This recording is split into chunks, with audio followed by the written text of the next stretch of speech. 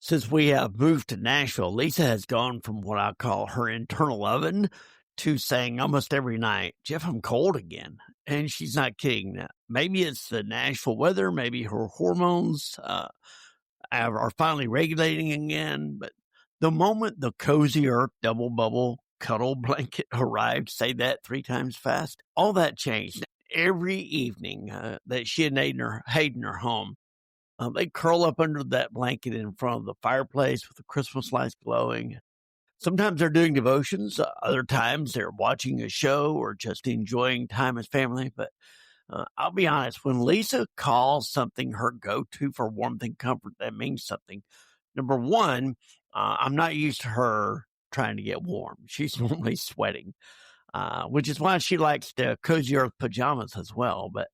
But Cozy Earth products, they have the viscose, crafted with viscose from bamboo, designed to create a calm, a sanctuary at home. Their bedding keeps you at the right temperature. Their fabric is incredibly soft.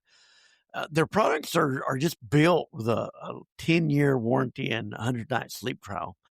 So if you're looking for the perfect Christmas gift this Christmas, something that wraps the people you love a real comfort, their bamboo sheet is set as an easy win. Their double bubble blanket will keep you warm and snugly in front of the fire, or even if you don't have a fire. But go to CozyEarth.com and use the code ECHOES for an exclusive discount, 40% off. Again, that's discount only for Echoes Through Eternity listeners. And if you get a post-purchase survey, just say you heard about Cozy Earth from this podcast. It helps keep bringing partners like this to you. Again, Cozy Earth wraps the ones you love in luxury. There's a false finish line involved in the church. That first 100 days feels like arrival. You launch, people show up, the energy is high, and stories are flowing. People are making, everything is new. And when everything is new and shiny, it's like the toys on Christmas morning. The kids tear into the gifts. They start playing with them, but it doesn't take long for the shiny to wear off and boredom to set in. And so this is the same thing with church planting and a new church. Is once you get into the trenches, once you begin to shape those relationships and form the relationships with each other, then the hard part begins. We begin to get on each other's nerves. There's high stress involved in sustaining the growth. There's pressure on the planter's family. There's stress. There's internal tension that's often unspoken within the launch team there with the core team, where the vision gets real now. It's good to have a strong vision, but mission is going to sustain you. And mission is what controls where you go after that first 100 days. It's what determines your direction. And so quietly, you start to believe in this first 100 days that this pace is normal, but it isn't. Those early days are fueled by adrenaline, novelty, and hope. All are gifts from God, none meant to last forever. I've watched rooms fill fast while relationships stayed thin. But here's the truth that many planters discover too late. Attendance can rise while depth stays shallow. Momentum can mask fragility. Across church planting networks like DCPI and Exponential, there's a clear pattern. Many plants experience a dip between months 4 and 9. Marcus Aurelius said, "What we do in life echoes through eternity." What is your life echoing through eternity? Welcome to Echoes Through Eternity with Dr. Jeffrey Skinner. Our mission is to inspire, engage, and encourage leaders from across the globe to plant missional churches and be servant leaders. So join us and hear the stories of servant leaders reverberating lives as God echoes them through eternity. Brought to you by Missional Church Planting and Leadership Development and Dynamic Church Planting International. Welcome in to Echoes Through Eternity. I am your host, Dr. Jeffrey D. Skinner. What is God echoing through your life today? Well, as we begin the new year, I wanted to start where many of you told me that you live. Last year, the most listened to episode on this podcast was the first 100 days of church planting. I had more comments, more feedback on that than any other episode. That's not to say the other episodes were not good. It's not to say they were not enjoyed, but this was the one that told me that this is where you guys are living. This is what you're hungry for. One, what to expect in the first 100 days. And two, how do you navigate that? Not only what do you expect, but how do you do it? What is it going to look like? How do you shape people and how do you prepare for that first 100 days? And so that tells me something. Pastors and planters aren't looking for excitement. You're looking for truth. And here's the truth that we don't say enough. Most church plants don't struggle in the first 100 days. They struggle in the next 100. The first 100 days matter, but they are not the finish line. Most church planters launch strong. It's in the trenches that they struggle. The first 100 days are orientation. And so today I want to talk about what comes next. What surprises you? What wears you down? What actually sustains a church plant after the adrenaline fades? There's a false finish line involved in the church. That first 100 days feels like arrival. You launch, people show up, the energy is high, and stories are flowing. People are making, everything is new. And when everything is new and shiny, it's like the toys on Christmas morning. The kids tear into the gifts, they start playing with them, but it doesn't take long for the shiny to wear off and boredom to set in. And so this is the same thing with church planting and a new church. Is once you get into the trenches, once you begin to shape those relationships and form the relationships with each other, then the hard part begins. We begin to get on each other's nerves. There's high stress involved in sustaining the growth. There's pressure on the planter's family, there's stress.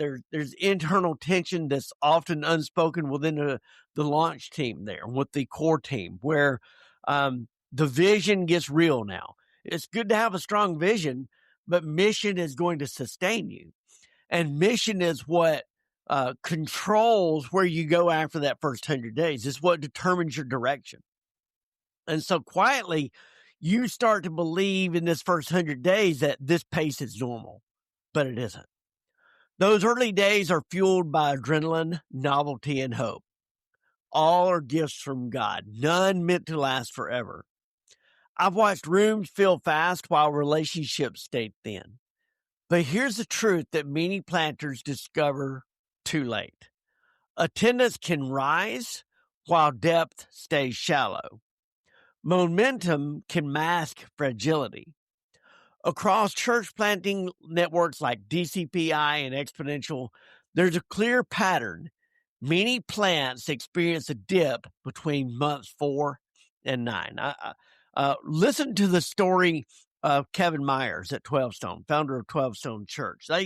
They are not only a large mega church now that started from scratch in a movie theater, but he's got a story there. And for 10 years, they struggled.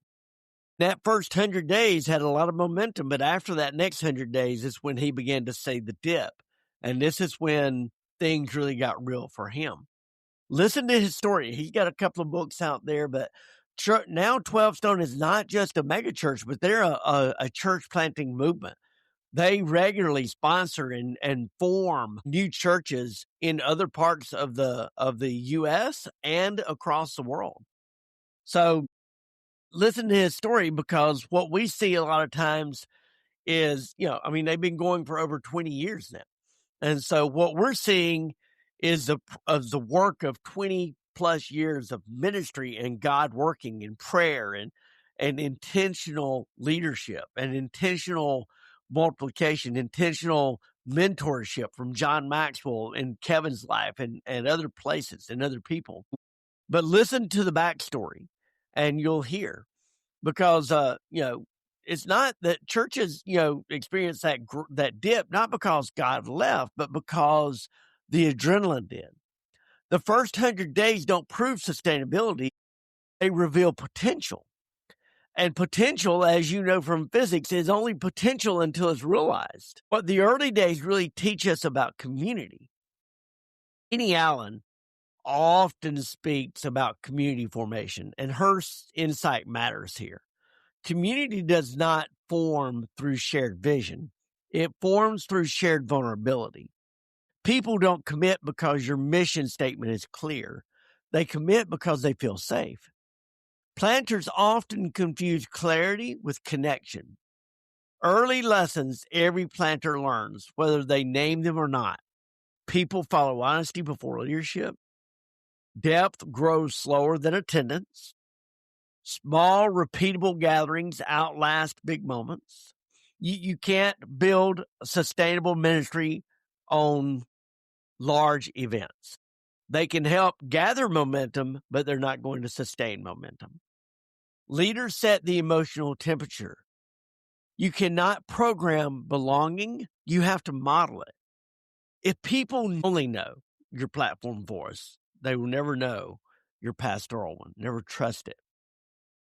So building relationships in a new context is often a struggle. Church planters often rush strategy and skip proximity. That's backwards. It has to be proximity combined with strategy. Effective planters do ordinary things faithfully. You show up Sunday after Sunday. You do the right thing even when no one is looking. That's character. That's why in DCPI, we stress the importance of character. You can have a church planter that has high capability and low character, and the church plant will fail because often what happens is moral failure. So show up without an agenda. Coffee shops, school events, community spaces, partner with other nonprofits in the area, addiction recovery centers. You can't do it all as a church plant, so find other nonprofits that are working in spaces that you need to reach people in the area there and partner with them. Ask better questions than you answer and learn names, learn stories, learn wounds. If you don't find the pain in your pew, the pew pain will find you.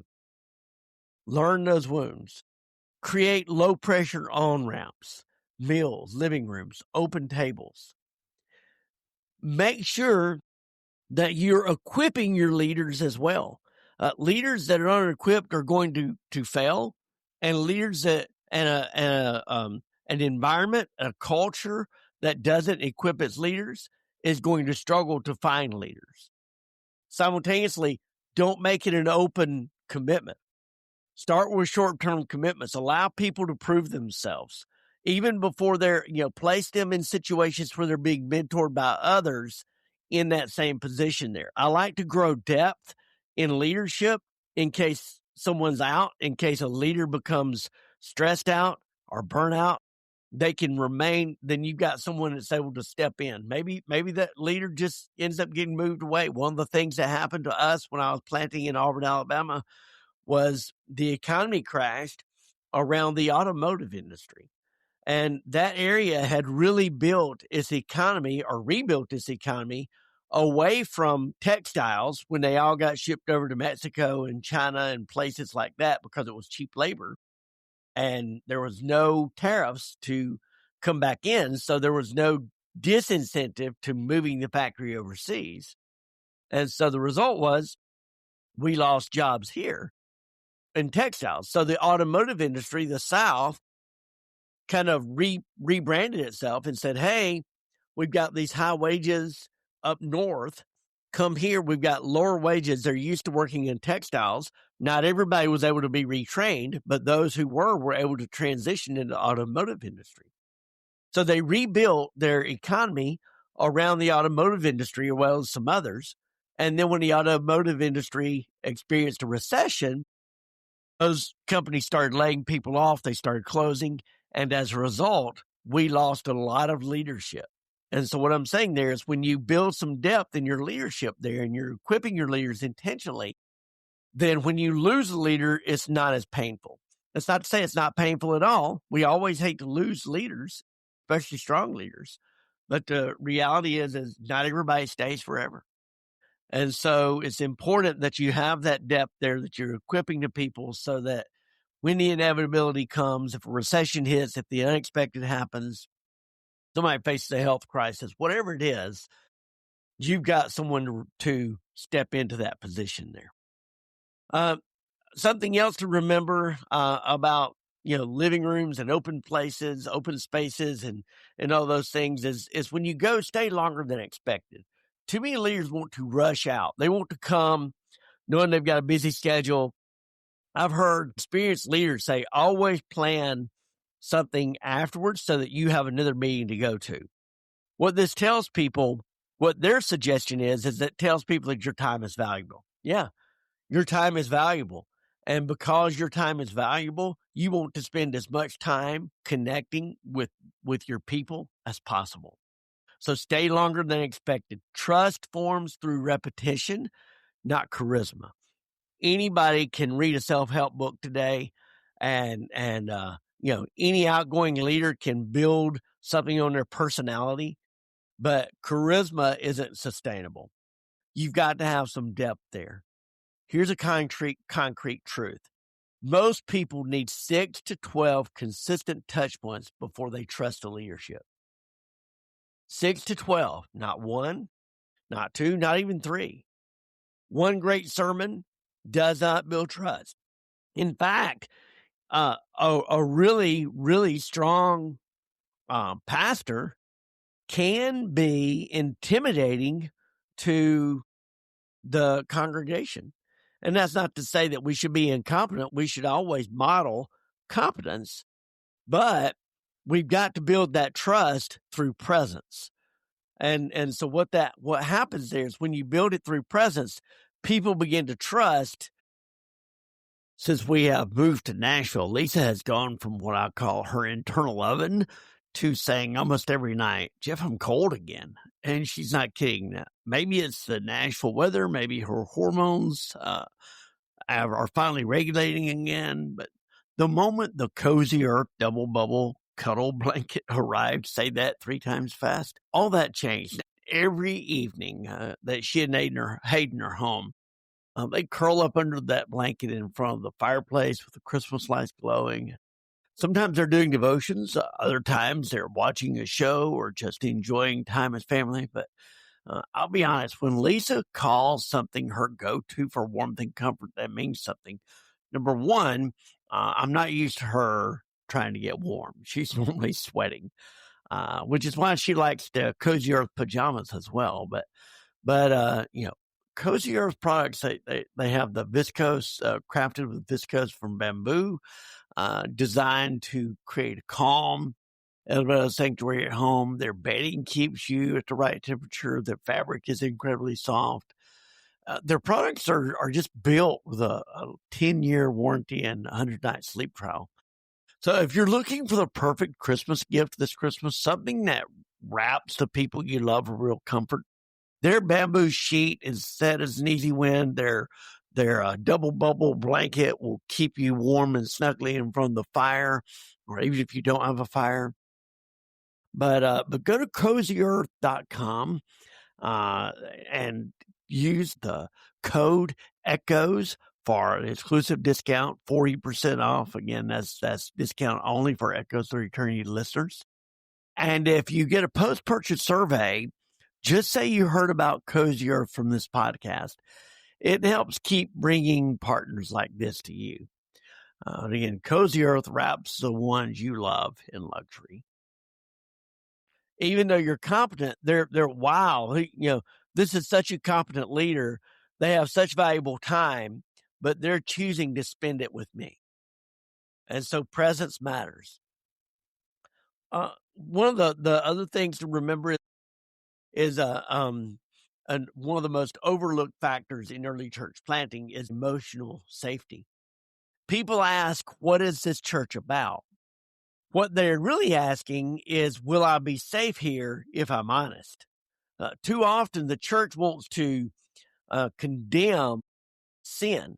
And look, Jesus, we absolutely condemn sin. I did a devotional in Galatians the other day, and this line stood out to me. I think it was Galatians 5, maybe it was 4. Paul's talking to the Galatians, and he says, "What happened? Who stopped you? You were running so well, had your eye on the prize, and then you stop." And what happens a lot of times is we start trying to program disciple making.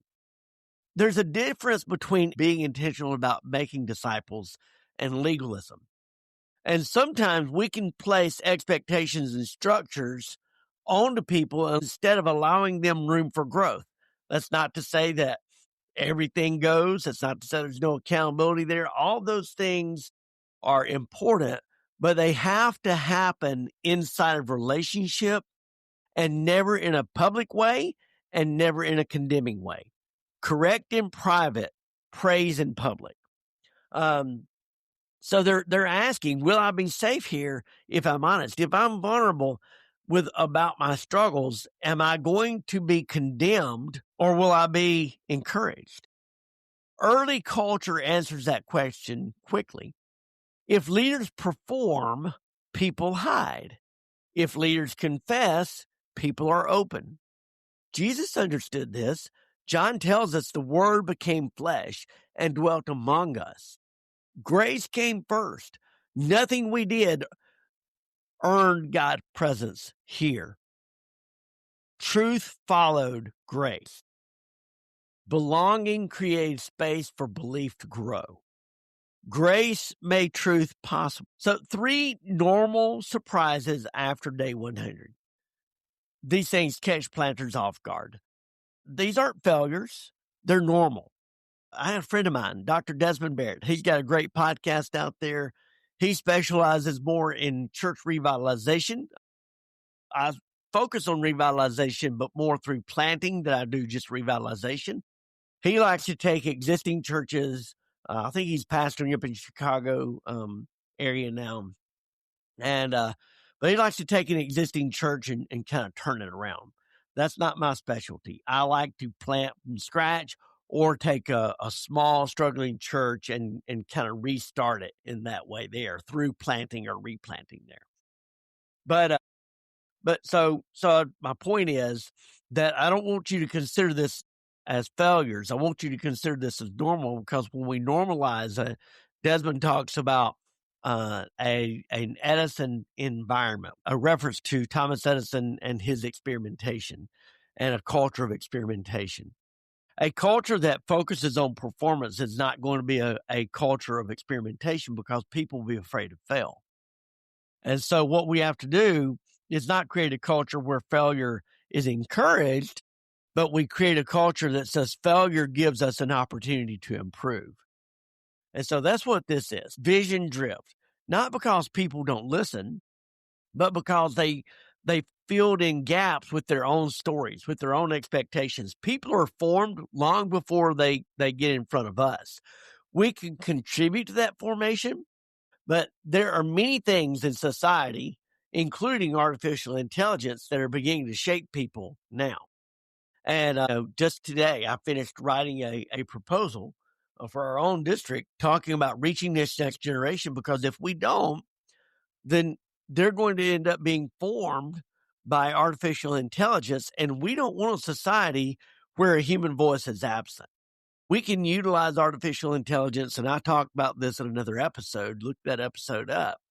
But we can utilize artificial intelligence as a tool, but we can't allow it to replace human thought. We cannot allow it to replace humanity. And used correctly, it is a powerful tool. Used incorrectly, and it will do dangerous things. So the point here is that vision drift, I kind of got on a sidetrack there, but vision drift is normal because people filled in their gaps with their own stories and experiences. The point there was they've been formed by other things besides us. And so this is a trust issue more than a clarity issue. They've got to trust that your way is the right way, or that your vision is the right vision. Your mission is the correct vision.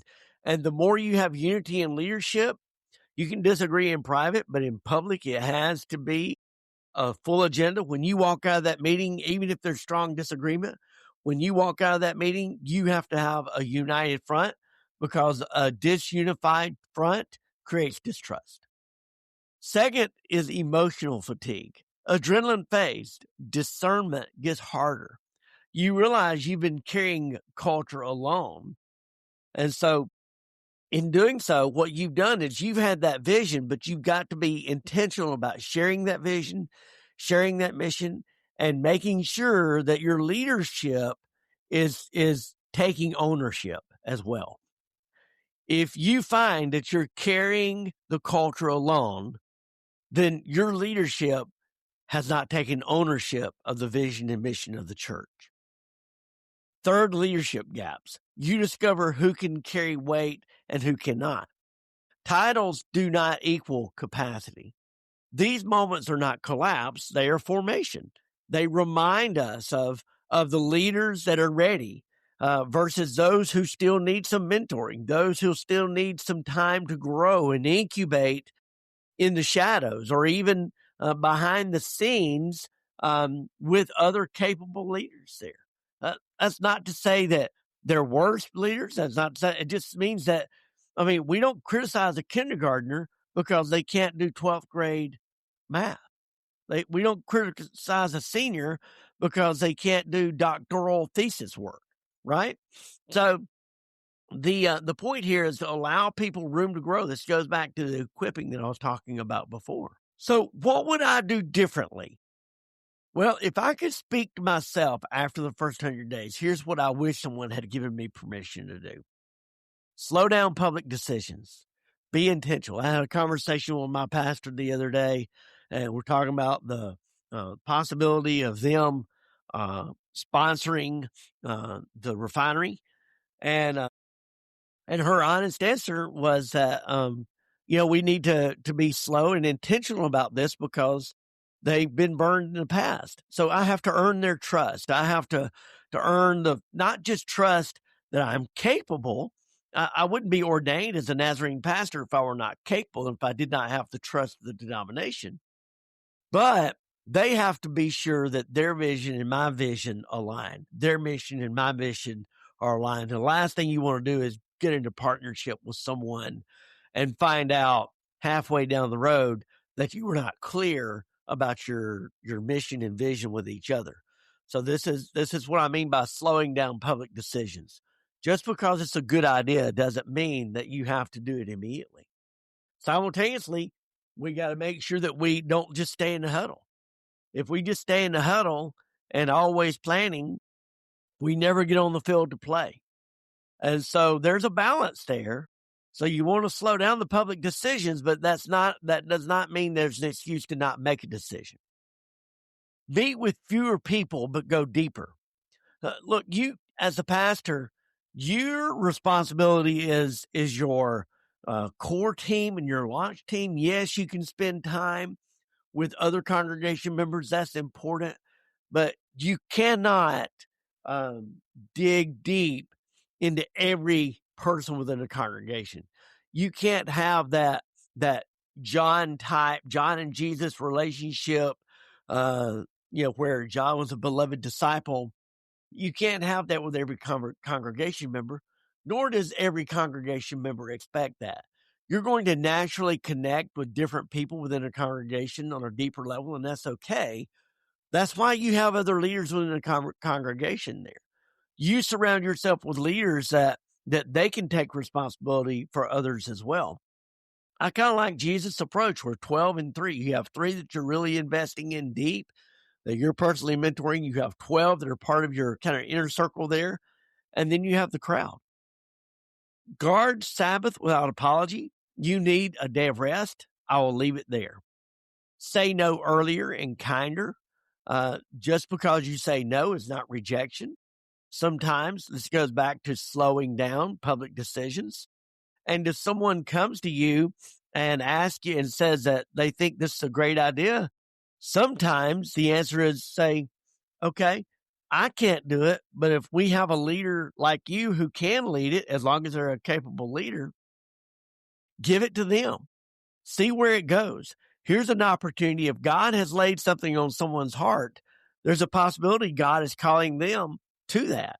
If nothing happens from it, if they don't take the ball and run with it, that's okay too, because it just must not have been part of it, or maybe they were not the leader to run it, but it was not something that was on the radar to begin with. Anchor identity in Christ, not outcomes.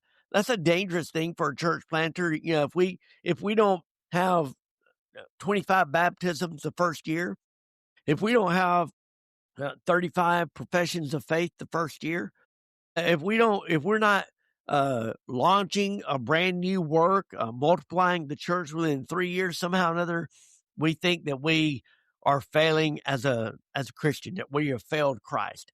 Our anchor is in Christ, period, and in that faithfulness to him. And if he has called us to do something, he will equip us to do so, and in his good time. Even if it's God's will for something to happen within 3 years, there's the reality that sometimes the enemy is able to thwart God's will. If God's will was unable to be frustrated by the enemy, the Garden of Eden would have never happened. The fall of humanity would have never happened if the enemy was not able to frustrate the plans of God. The work belongs to God. God's will will ultimately be done, even if it's delayed. Delay is not failure. The calling is faithfulness, as I said. Growth comes through love, patience, and grace. And so here's a final word for the new year. As this new year begins, I want to leave you with one question. Where are you right now? Are you still running on adrenaline or learning how to abide?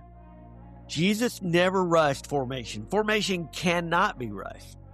He stayed, he loved, he told the truth. And the Spirit did the work that the Spirit can do. Stay rooted, stay present, stay faithful. That's how churches last.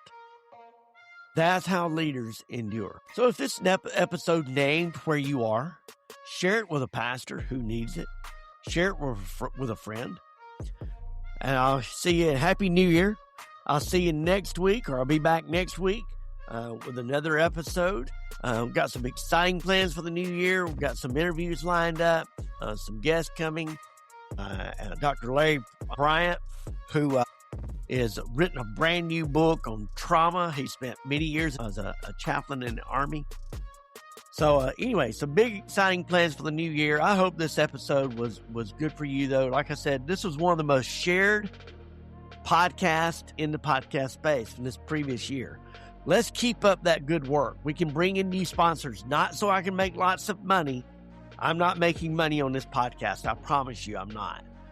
This is about ministry, not brand. I'm here to equip leaders. I'm not trying to build some type of reputation for myself.